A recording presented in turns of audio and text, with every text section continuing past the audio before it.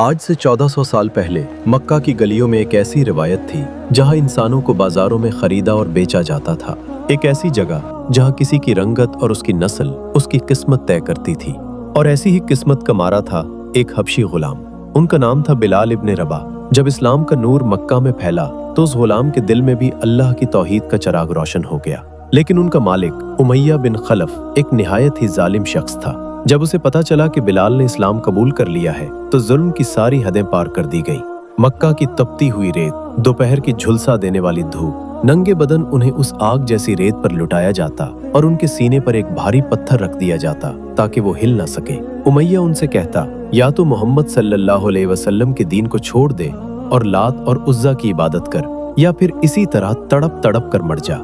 लेकिन हैरत का मकाम देखिए, उस तपती हुई रेत पर, उस भारी पत्थर के नीचे जहां सांस लेना मुश्किल था, वहां बिलाल की जबान पर कोई आह नहीं, कोई फरियाद नहीं, सिर्फ एक ही आवाज आती थी, अहद अहद, यानी अल्लाह एक है।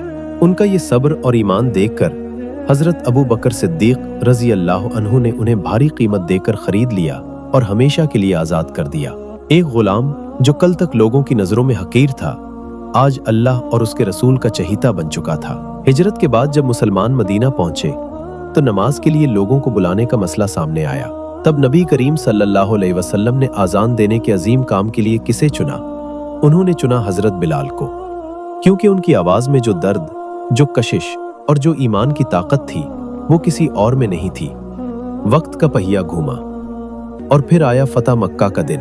वो मक्का जहां कल तक बिलाल को जमीन पर घसीटा जाता था, आज वही बिलाल नबी करीम सल्लल्लाहु अलैहि वसल्लम के हुक्म से काबा की छत पर चढ़ रहे थे। सारे पत्थर, सारी तकलीफें, सारी गुलामी पीछे छूट गई। काबा की बुलंदी से जब हजरत बिलाल की आवाज गूंजी